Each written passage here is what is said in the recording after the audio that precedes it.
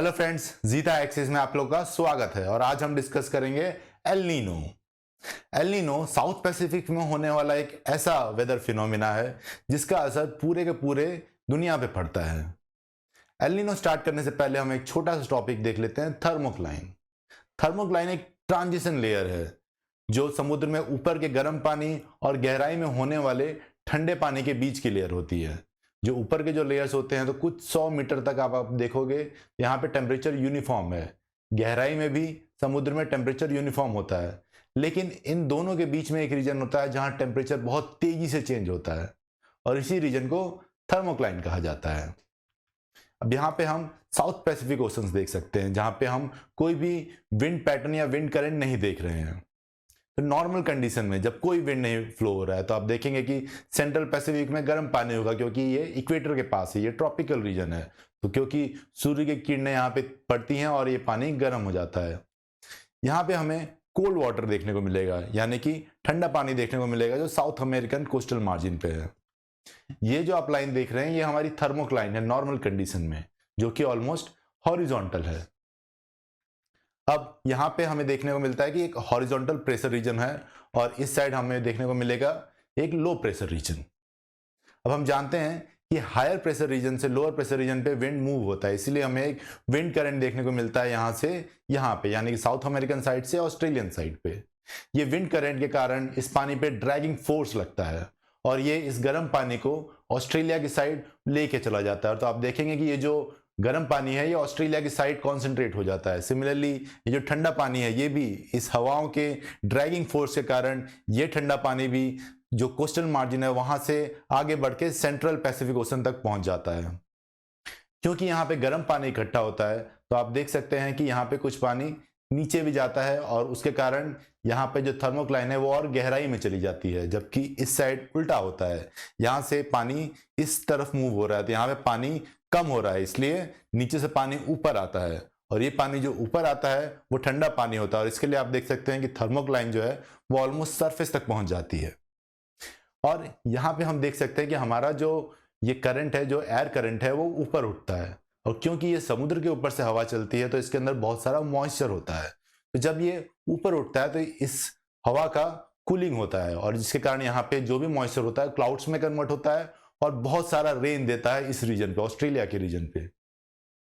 ये हवाएं वापस ऊपर चल के वापस हाई प्रेशर रीजन पे डिसेंड करती हैं, यानी कि नीचे की जमीन पे आती हैं और फिर ये साइकिल वापस कंटिन्यू होता है। इस साइकिल को हम वॉकर सर्कुलेशन कहते हैं, जहां पे हाई प्रेशर रीजन से लो प्रेशर रीजन की ओर हवाएं चलती हैं, लो प्रेशर रीजन पे हवाएं ऊपर जाती हैं और फिर वापस यहां आके वापस हाई प्रेशर रीजन पे डिसेंड होती हैं। इस पूरे सर्कुलेशन को वॉकर सर्कुलेशन कहा जाता है। यहाँ पे आप नॉर्मल कंडीशन में थर्मोक्लाइन भी देख सकते हैं कि थर्मोक्लाइन हमारा ऑस्ट्रेलिया की साइड ज्यादा गहराई में है और इधर साउथ अमेरिका के साइड हमारा जो ये थर्मोक्लाइन है वो ऑलमोस्ट सरफेस तक पहुंच गया है। नॉर्मल कंडीशन में यहाँ पे ठंडी पानी का एक करंट जब बहता है जिसे कहते हैं हम हम्बोल्ट करंट, ये ओशनिक करंट है और ये ठंडे पानी की करंट है। और यहाँ पे ऑस्ट्रेलिया की साइड भी हमें एक गर्म पानी की समुद्री करंट देखने को मिलती है। अब एल नीनो के ईयर में क्या होता है कि ये जो वॉकर सर्कुलेशन है ये वीक हो जाता है और धीरे धीरे ये कम होने लगता है, खत्म होने लगता है। जब ये खत्म होने लगता है तो इस गर्म पानी के ऊपर जो ड्रैगिंग फोर्स थी इसकी वो भी कम होने लगती है और ये पानी वापस सेंट्रल पैसिफिक की ओर मूव करने लगता है।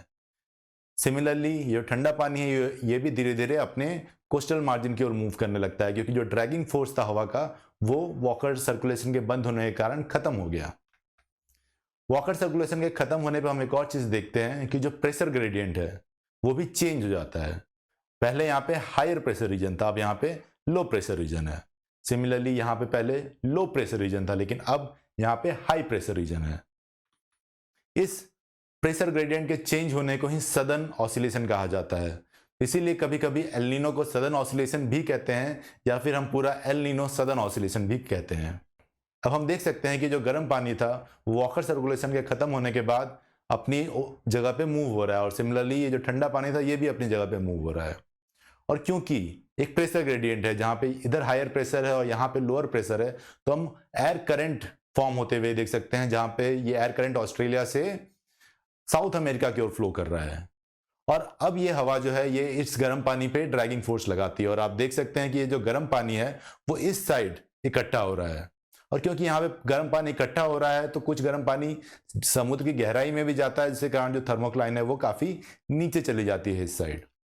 और उसके अपोजिट यहाँ पे क्या होता है, क्योंकि यहाँ से पानी खींच के इधर जा रहा है, यहाँ पे सरफेस से पानी कम हो रहा है, इसलिए पानी नीचे से ऊपर आता है और ये ठंडा पानी ऑस्ट्रेलिया के कोस्ट लाइन पे पाया जाता है। और क्योंकि ठंडा पानी ऊपर आता है तो आप देख सकते हो कि थर्मोक्लाइन भी सरफेस तक आ गया है ना। एल नीनो कंडीशन में क्या होता है कि यहाँ पे जो हम्बोल्ट करंट था, जो ठंडा समुद्री करंट था, वो रिप्लेस हो गया है गर्म पानी से।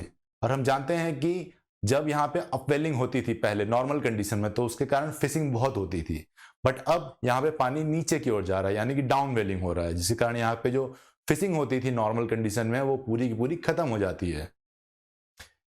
जो हमारा एयर करंट है वो भी साउथ अमेरिका के ऊपर उठता है और यहाँ पे जो मॉइस्चर होता है इसके अंदर वो कंडेंस होके बादल में कन्वर्ट होता है और खूब बारिश देता है। लेकिन अब बारिश साउथ अमेरिका के ऊपर होती है और ऑस्ट्रेलिया के ऊपर ड्राउट कंडीशन होता है।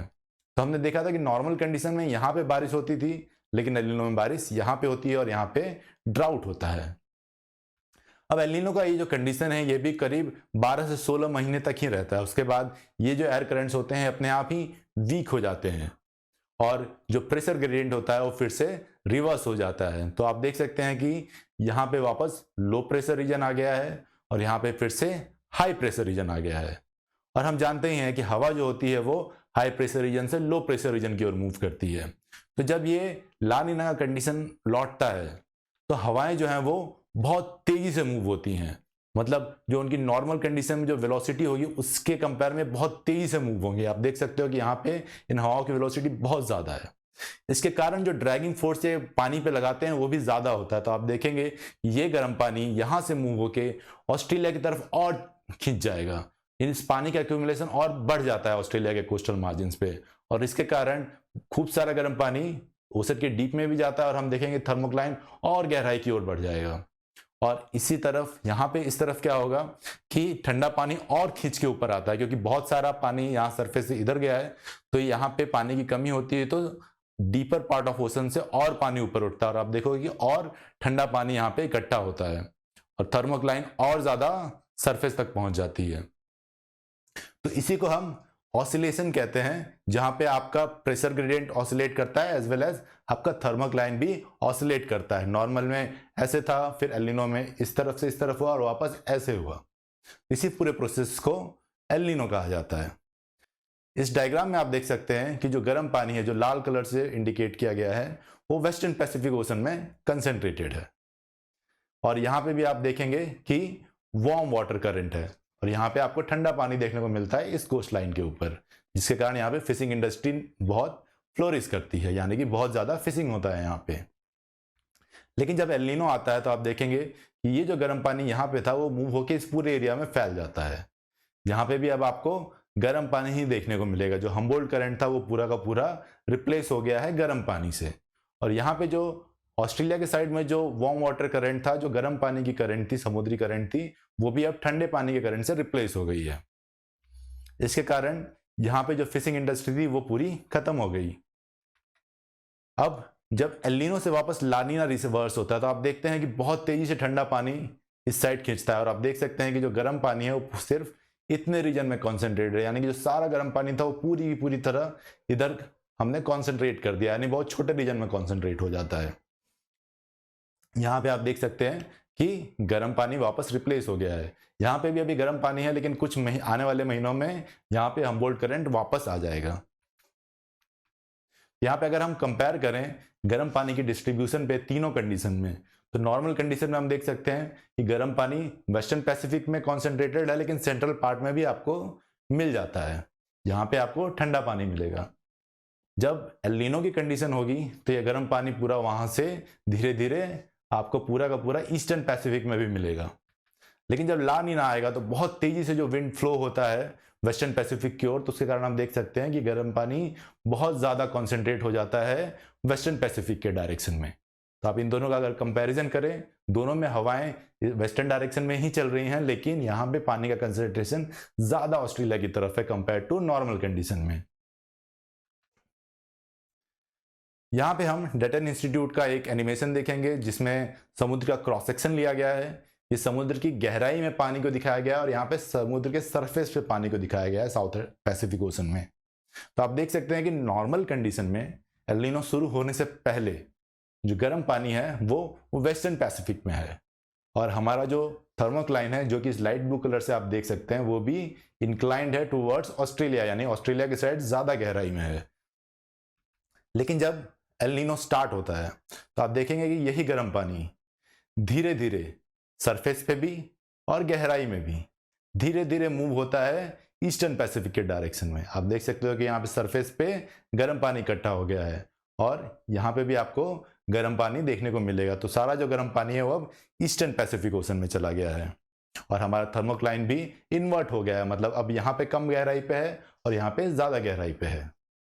अब जब लानीना की कंडीशन आती है तो वापस जो गर्म पानी इधर ईस्टर्न पैसिफिक में इकट्ठा हुआ था वो वापस बहुत तेजी से वेस्टर्न पैसिफिक की ओर आता है और आप देख सकते हो यहाँ पे पूरे सरफेस पे गर्म पानी इकट्ठा हो गया और यहाँ पे भी आपको डीपर पार्ट्स में भी यानी ओशन की गहराई में भी आपको गर्म पानी दिखेगा वेस्टर्न पैसिफिक के डायरेक्शन में। आप थर्मोक्लाइन फिर से देखें तो ये ज्यादा इंक्लाइंड है नॉर्मल कंडीशन के कंपेयर में। अगर हम इन तीनों कंडीशन का कंपैरिजन करें इस फिगर में तो आप देख सकते हैं कि नॉर्मल कंडीशन में गर्म पानी हमारा जो था वो वेस्टर्न पैसिफिक में था और हमारा थर्मोक्लाइन कुछ इस तरह था। जब हम एल नीनो की कंडीशन देखेंगे तो ये जो गर्म पानी था वो ईस्टर्न पैसिफिक में था और हमारा थर्मोक्लाइन कुछ इस तरह से है। ला नीना में अगर आप कंपेयर करें नॉर्मल कंडीशन से तो आप देख सकते हैं कि हमारा जो गर्म पानी है वो और ज्यादा वेस्टर्न डायरेक्शन में कॉन्सेंट्रेट हो रखा है और हमारा जो थर्मोक्लाइन है वो और ज्यादा इंक्लाइंड है। तो यही पूरा एल नीनो का प्रोसेस है। अगर आपको ये वीडियो अच्छा लगा हो तो प्लीज लाइक्स और सब्सक्राइब करना ना भूलें और हमारे सोशल हैंडल्स को भी फॉलो करें। Thank you.